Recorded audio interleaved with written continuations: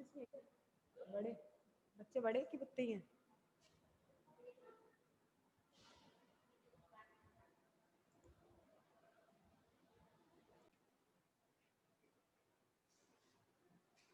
देखिए अब डाइवर्जेंस पढ़ रहे थे हम लोग। क्या होता है डाइवर्जेंस? मैंने बताया था डाइवर्जेंस के लिए आपको एक घन की कल्पना की थी मैंने, और हमें जो डाइवर्जेंस का मान ज्ञात करना था वो ज्ञात करना था बिंदु P के ऊपर। बिंदु P पर आपको डाइवर्जेंस का मान ज्ञात करके लाना है। तो हमने क्या करा, बिंदु P को उस घन के अंदर उस बिंदु पर P बिंदु माना जहां पर आपको सदिश क्षेत्र का डाइवर्जेंस ज्ञात करना है। और होता क्या है सदिश क्षेत्र का डाइवर्जेंस? सदिश क्षेत्र के किसी भी बिंदु पर सदिश क्षेत्र के डाइवर्जेंस का मान उस बिंदु के चारों ओर स्थित बंद पृष्ठ में, इस बिंदु के चारों ओर स्थित बंद पृष्ठ कौन है? ये घन। उस बिंदु के चारों ओर स्थित बंद पृष्ठ से निर्गत फ्लक्स, फ्लक्स सुना है आप लोगों ने? फ्लक्स क्या होता है? फ्लक्स सुना होगा, 12th में अच्छे से पढ़ के आए हो। इस बिंदु P से चारों ओर स्थित घिरे हुए बंद पृष्ठ से निर्गत फ्लक्स का मान जो होता है वही उसका डाइवर्जेंस कहलाता है।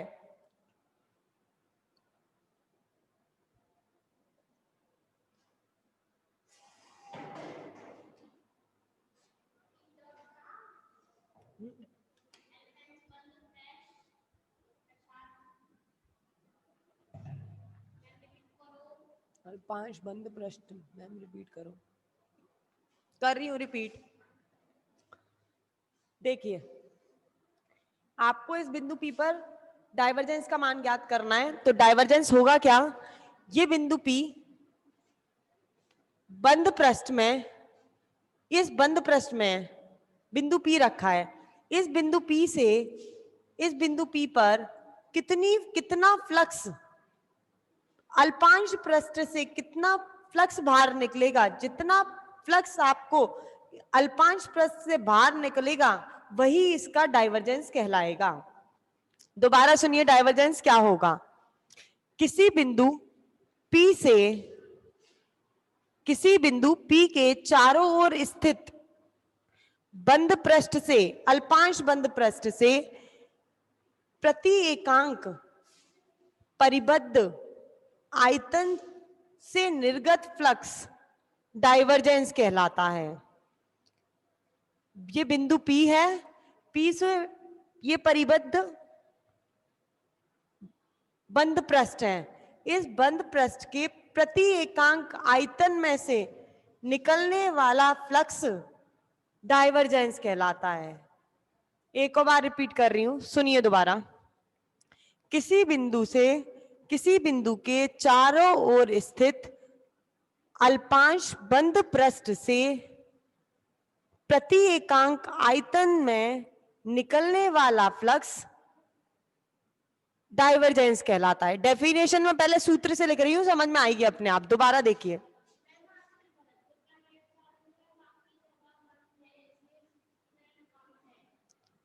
अच्छा ओके ठीक है। आज वैसे यहां का क्यों चालू है और वहां का क्यों बंद है, ऐसा कुछ?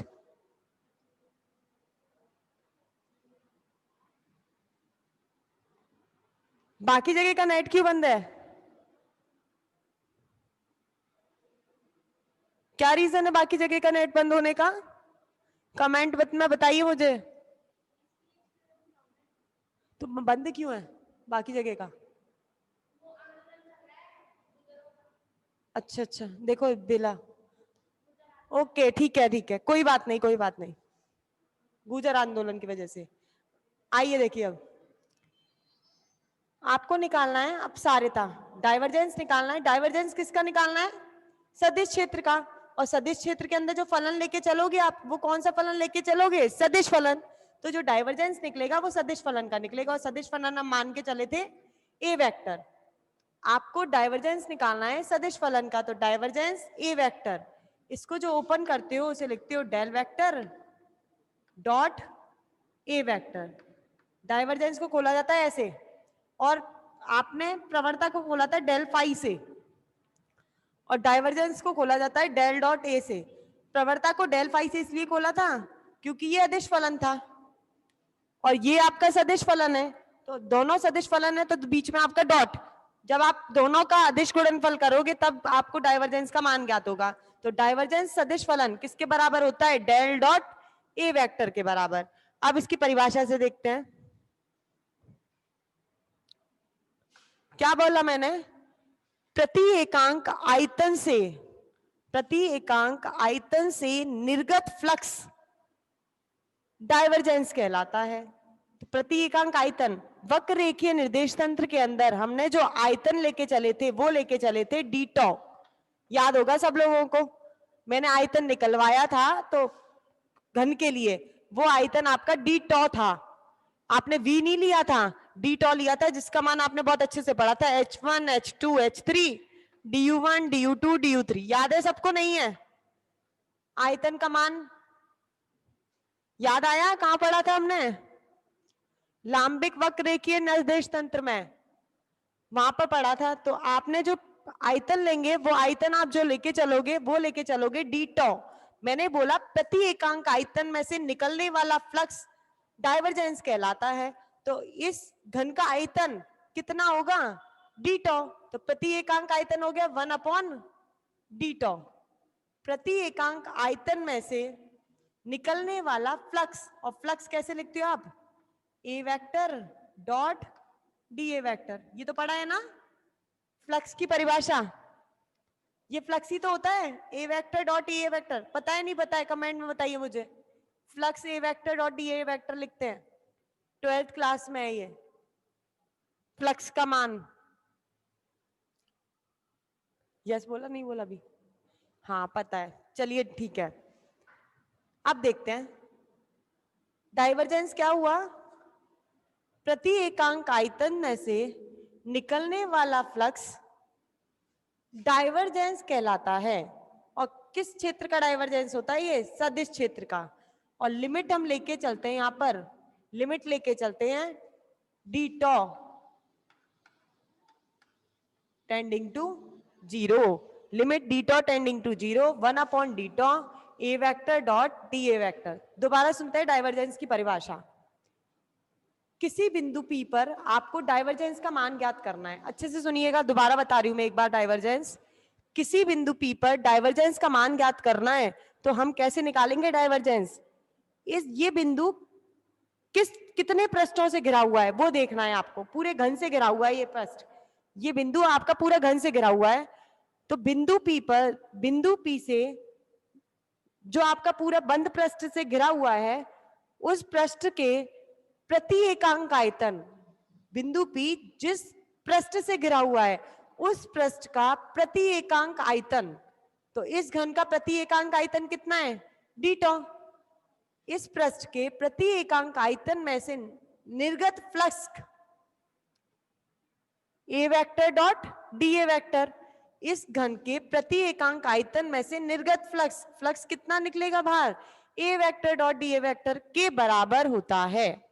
डाइवर्जेंस का मान बिंदु P के चारों ओर घिरे बंद पृष्ठ से निकलने वाले फ्लक्स के बराबर होता है। दोबारा सुनिए, सदिश क्षेत्र में डाइवर्जेंस का मान उस बिंदु मतलब P बिंदु, उस बिंदु के चारों ओर स्थित बंद पृष्ठ के प्रति एकांक आयतन से निकलने वाले फ्लक्स के बराबर होता है। यही डेफिनेशन है आपकी। सदिश क्षेत्र का डाइवर्जेंस का मान किसी बिंदु के चारों ओर स्थित बंद पृष्ठ के प्रति एकांक आयतन से निकलने वाला फ्लक्स उस सदिश फलन का डाइवर्जेंस कहलाता है। यही आपका सूत्र बन के आया। किसी बिंदु P के प्रति एकांक आयतन डी टॉ, प्रति एकांक आयतन से निर्गत flux A vector dot d A vector उस सदिश क्षेत्र का, उस सदिश फलन का डाइवर्जेंस होता है। ये इसकी परिभाषा है। समझ में आया डाइवर्जेंस? नहीं आया? कमेंट में, कमेंट बॉक्स में कमेंट करिए।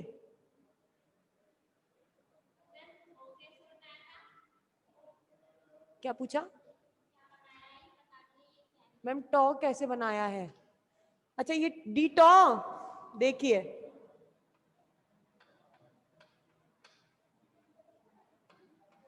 टॉ नहीं आता आप लोग को बनाना, ये रहा टॉ, डी टॉ, ये टॉ है।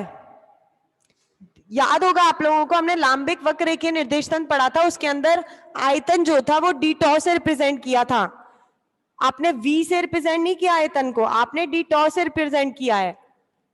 ठीक है, वही है प्रति एकांक आयतन से निर्गत फ्लक्स का मान उस सदिश फलन के अपसारिता होती है। किसी बिंदु, एक और लास्ट टाइम बोल रही हूं, दोबारा सुन लीजिए, किसी बिंदु के चारों ओर स्थित बंद पृष्ठ के प्रति एकांक आयतन से निर्गत फ्लक्स का मान उस सदिश क्षेत्र का डाइवर्जेंस होता है या उस सदिश क्षेत्र की अपसारिता कहलाती है। आ गया समझ में? आ गया? आगे एक बार और बताना है, नहीं बताऊं? आगे बढ़ूं? बताइए आप लोग कमेंट बॉक्स में, एक बार और बताऊं? नहीं बताऊं? चलिए ठीक है, आ गया। ओके चलिए आगे बढ़ते हैं। ये हमारा जो परिभाषा बताई है मैंने, ये डाइवर्जेंस की बताई है। अब आपको आगे जो निकालना है वो निकालना है इसका डाइवर्जेंस का मान। वक्र, जैसे आपने वक्र रेखीय निर्देश तंत्र के अंदर प्रवणता का मान ज्ञात किया था, वैसे ही आपको वक्र रेखीय निर्देश तंत्र के अंदर डाइवर्जेंस का मान ज्ञात करना है। वक्र रेखीय निर्देश तंत्र में आपने प्रवणता जो निकाली थी वो अभी निकाल के चुके, E1 cap over H1 del phi over del U1, ये पूरा निकाला था। ऐसे ही आपको वक्र रेखीय निर्देश तंत्र यूज करके डाइवर्जेंस का मान ज्ञात करके लाना है। अब आर्टिकल जो स्टार्ट होगा वो यहां से स्टार्ट होगा, जो मैं अब करवाने जा रही हूं। अभी तक जो मैंने समझाई थी वो केवल परिभाषा समझाई थी डाइवर्जेंस की। अब जो करेंगे वो अपन आर्टिकल स्टार्ट करते हैं। चलिए इस समीकरण को नंबर डालिएगा 1।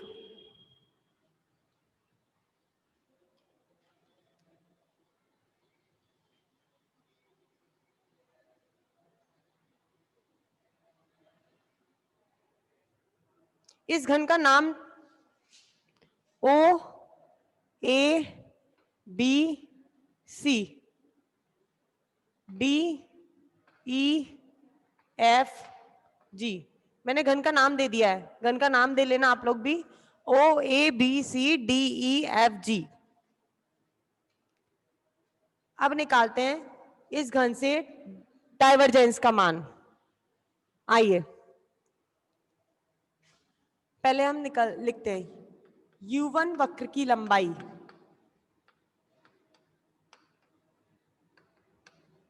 कितनी है U1 वक्र की लंबाई? DS1 H1 DU1, DS1 H1 DU1। U2 वक्र की लंबाई,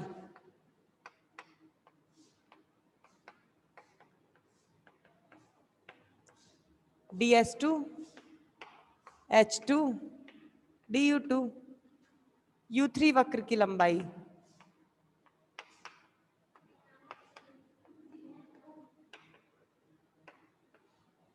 DS3 H3 DU3। ये पहले आप निकाल चुके हैं तीनों वक्रों की लंबाइयां। अब इनका आयतन निकालते हैं। जिनका आयतन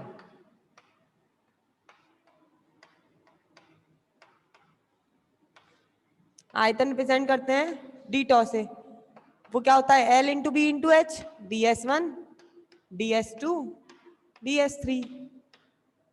D tau equal to DS1 की वैल्यू निकाल ली आपने, H1 DU1 H2 DU2 H3 DU3। तो डी टॉ बराबर हो गया H1 H2 H3 DU1 DU2 और DU3। ये डालिए समीकरण नंबर 2। स्क्रीनशॉट लीजिए यहां तक।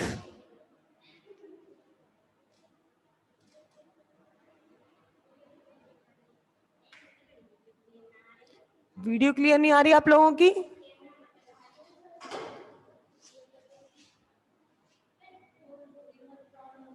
अब आ गई क्लियर?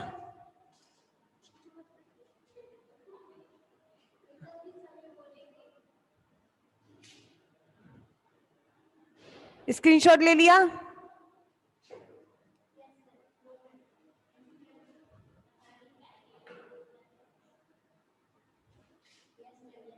ले लिया स्क्रीनशॉट? चलिए अब आगे।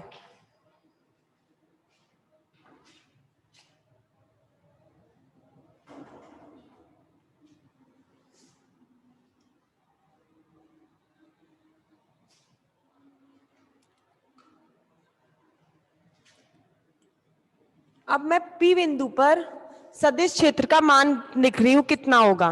आपने P बिंदु पर सदिश क्षेत्र का मान कितना लेके चले हो? A vector. इस P बिंदु पर A वेक्टर को हम खोलते हैं 3 राशियों में, A1 A2 A3 में। उसका मान लिख रही हूं मैं, क्या है देखिए।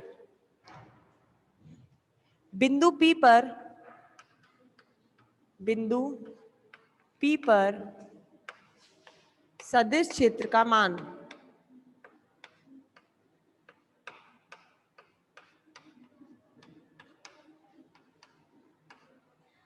बिंदु P पर सदिश क्षेत्र का मान A वेक्टर, इतना ही था। कैसे खोलोगे इसे? जैसे खोलते हो आप आर वेक्टर को, आई कैप एक्स जे कैप वाई के कैप जेड, ऐसे ही ए वेक्टर को कैसे खोलेंगे अपन?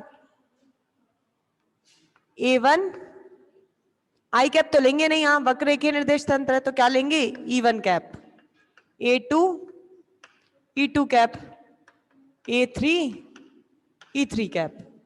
इसको समीकरण नंबर डाल दीजिए, थर्ड इक्वेशन। अच्छा, डेफिनेशन लिखनी है, मैं बोल देती हूँ, आप लोग नोट करिए फिर नोटबुक के अंदर। डेफिनेशन मैं बोल रही हूँ, आप लोग नोट करिए। लिखिए डेफिनेशन। सदिश क्षेत्र में किसी बिंदु पर, सदिश क्षेत्र में किसी बिंदु पर सदिश क्षेत्र का डाइवर्जेंस, सदिश क्षेत्र में किसी बिंदु पर सदिश क्षेत्र का डाइवर्जेंस का मान, डाइवर्जेंस का मान उस बिंदु के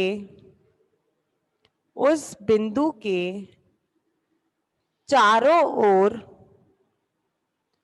उस बिंदु के चारों ओर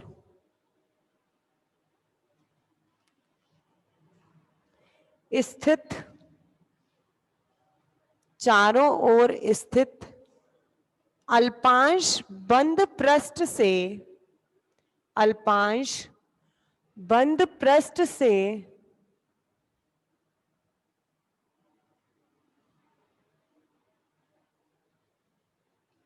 प्रति एकांक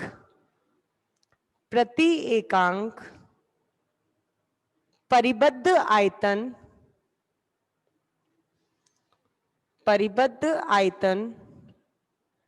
निर्गत फ्लक्स के बराबर होता है, निर्गत फ्लक्स के बराबर होता है। हाँ सही बोल रहे हैं आप लोग कि नोट्स मिलेंगे तो उसमें डेफिनेशन होगी, पर लिख लीजिए, अभी मैंने बोल दी तो लिख लीजिए, कोई बात नहीं है। नोट्स आपको अवेलेबल होंगे तब उसके अंदर तो सब कुछ लिखा हुआ है प्रॉपर तरीके से, तो वहां से आप लोग और पढ़ लीजिएगा डेफिनेशन। अभी जो बोल रहा मैंने लिख लीजिए, जिसने लिख ली ठीक है, नहीं लिखी कोई बात नहीं है, नोट्स अवेलेबल होंगे, उसके अंदर मिल जाएगा सब कुछ आपको।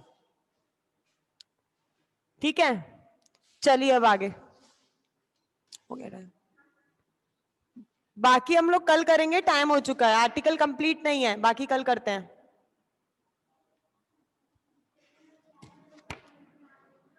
नोट्स मिलेंगे उसमें लिख